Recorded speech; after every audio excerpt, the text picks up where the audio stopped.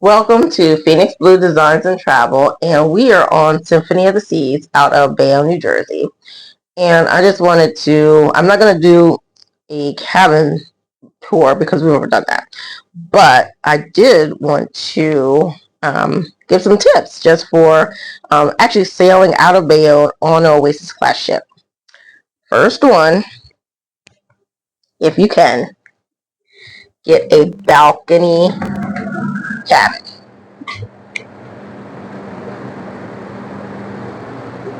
because if you get on in the right location, you will actually see the Statue of Liberty from your balcony.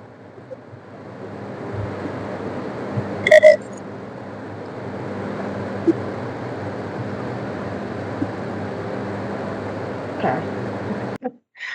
First, I want to preface that these tips are specifically for Symphony of the Seas sailing out of Bayonne, New Jersey, Cape Liberty Cruise Port, but can generally apply to Oasis class ships.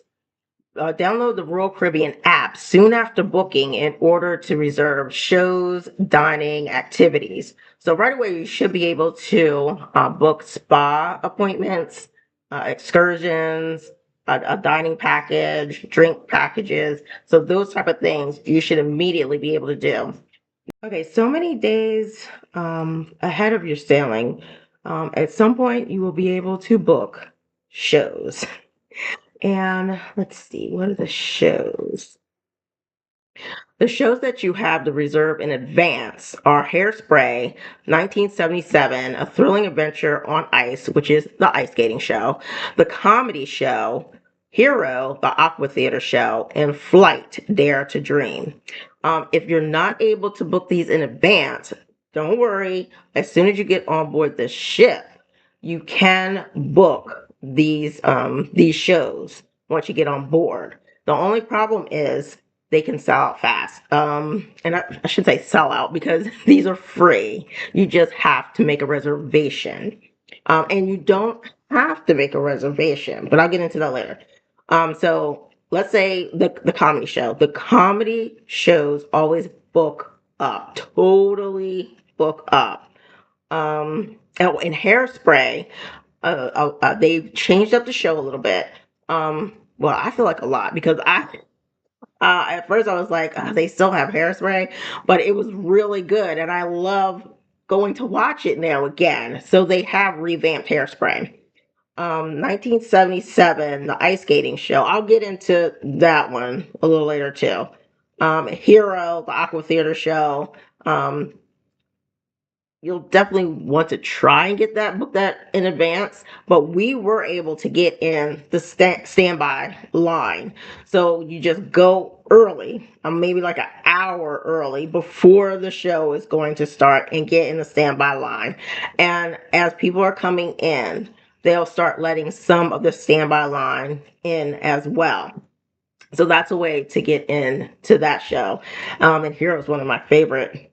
That is my favorite Aqua Theater show. I haven't seen the ones on the Icon class yet, so I will have to let you know once I go on Icon to see like the comparison to the Aqua Theater shows that I'm used to seeing.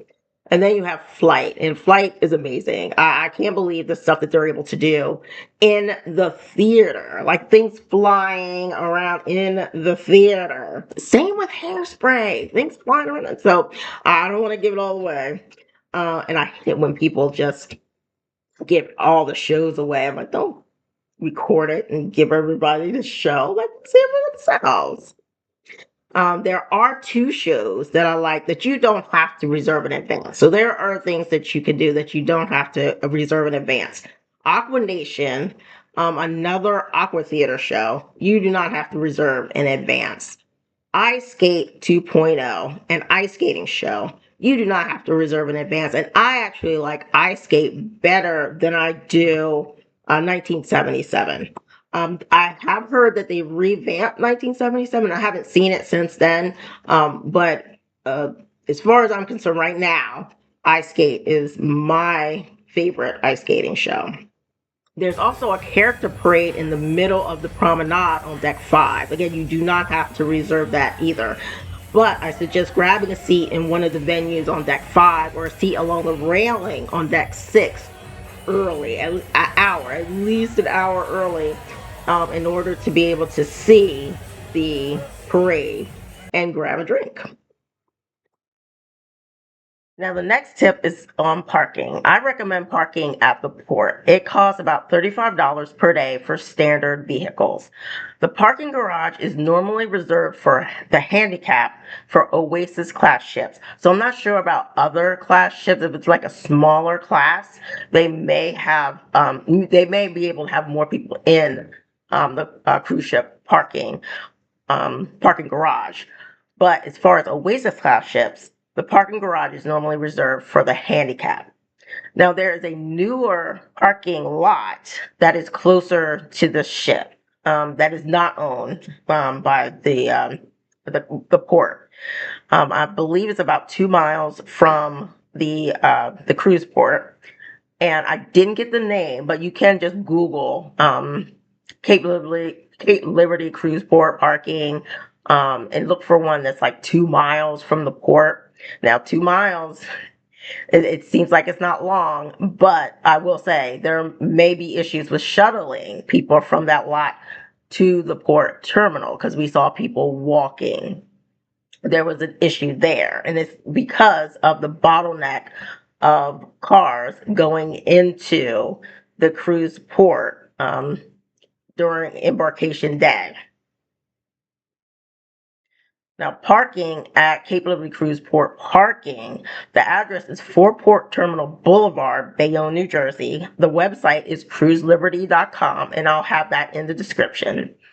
And when you go to the website, you click on the arrow next to navigate to, then scroll down and click parking, and that'll give you information on parking at the cruise port parking. As for the terminal, again, there's a long line of cars trying to get into the cruise port terminal. So I recommend getting there early, but not too early because there's nowhere to sit or wait inside the terminal. I recommend maybe an hour and a half extra to get into the port, drop off your luggage, park your car, and then get back into the terminal to check in.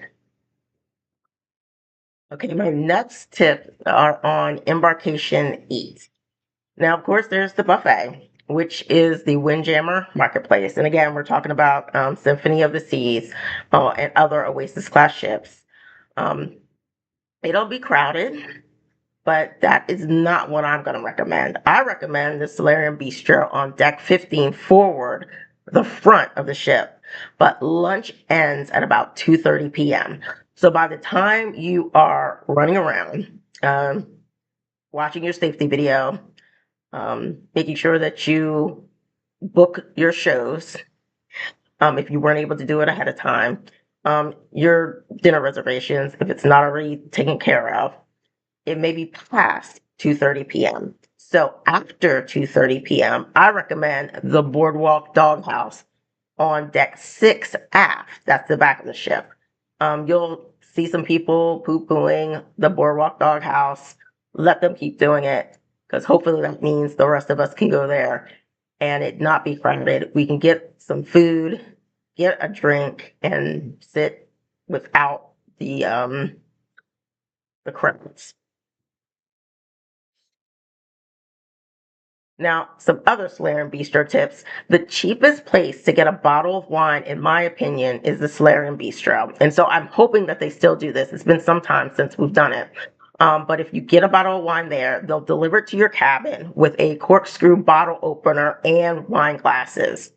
Breakfast in the Solarium Bistro is very similar to breakfast in the buffet, and you can get omelets made to order. So let my past self give you a tour. Another tip is Solarium Bistro, and on Symphony of the Seas, it's deck 15, serves lunch on embarkation day. also serves food for breakfast, lunch, and dinner. Let me see if I can get the times. Oh, there it is. And there are the hours of operation. I don't know if that's every day. That might be just we're at Coco today. But that's a tip. For embarkation day, you can come to the dog house as well, and they have more than hot dogs. You'll see that they have bratwurst, sausage, and different types of sauces: Sicilian pork, chicken, and apple. Here's the hours of operation. They were open till 6 p.m. when we embarked. They also have potato salad and coleslaw. Limited alcoholic beverages available. Water, of course. And then the condiments are right over here. Mayonnaise, ketchup, mustard, and relish, along with napkins. And of course, they have limited alcoholic beverages, but the Playmakers Playhouse is right across the way. You'll see Mr. Van over there eating his bratwurst. So yes, you can definitely come here. There's Playmakers, and you can we took our hot dogs over there, and order our drinks and sat and ate at Playmakers with our drinks. Okay, the next tip is on the main dining room.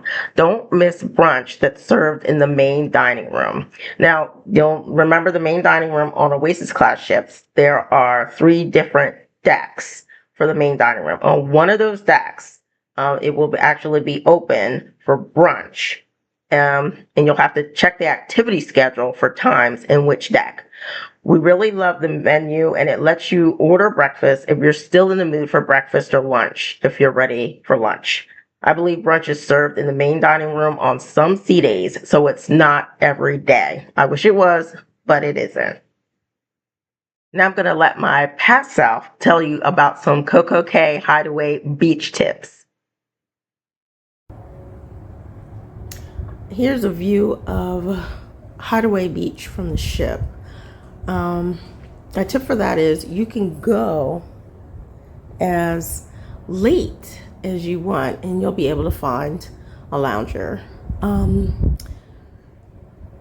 It's not the best snorkeling, but you will see fish. You'll see little minnows. You'll see crabs up on the rocks. Of course, there's plenty of seagulls, so there's sea life, but the snorkeling, not great.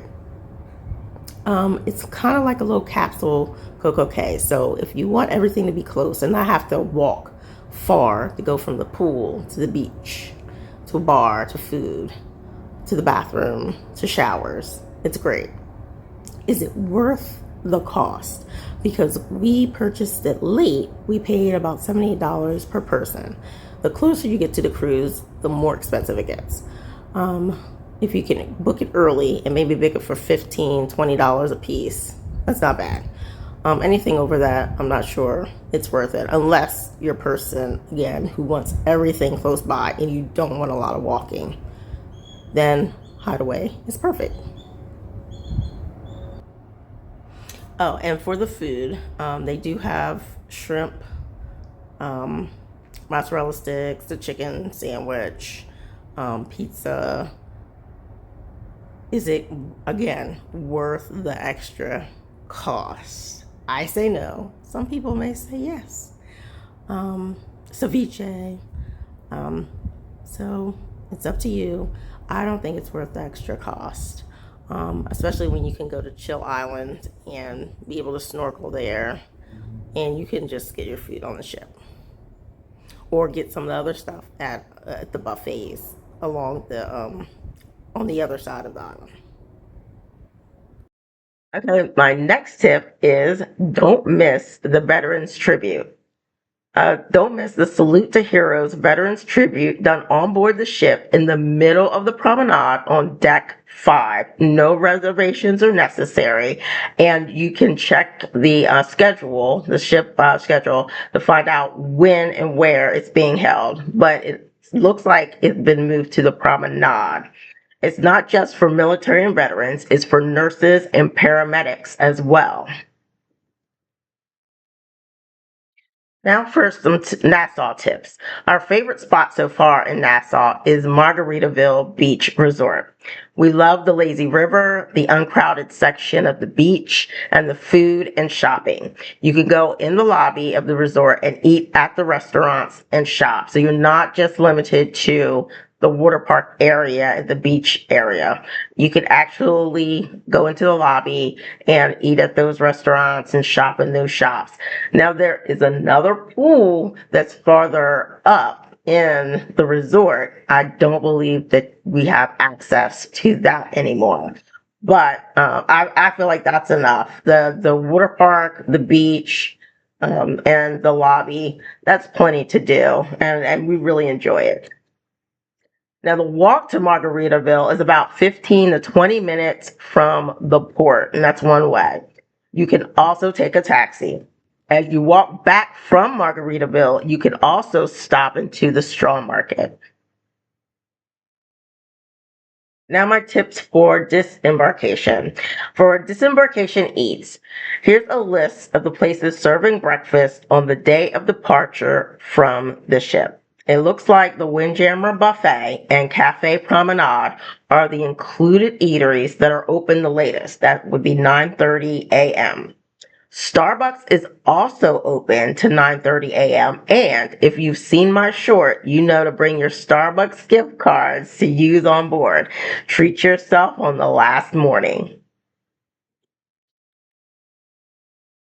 Now, as far as just general tips, you'll receive tags for your luggage beforehand unless you're carrying your luggage off with you. You'll put the tags on your luggage that you want them to take the night before departure and put that luggage outside of your cabin door.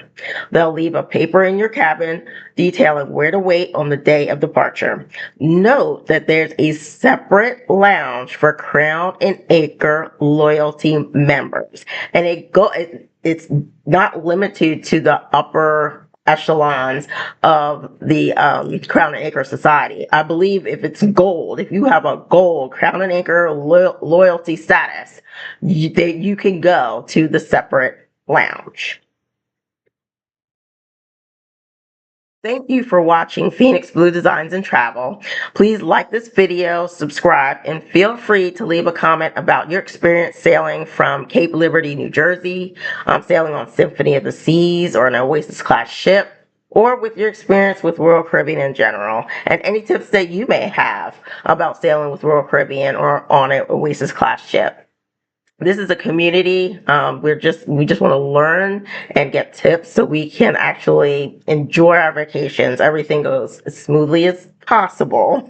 Pack your patience. Um, and that we just are able to have a good time. And that's what this is all about. Just providing those tips so everybody can have a good time. And we hope you get a chance to get out there.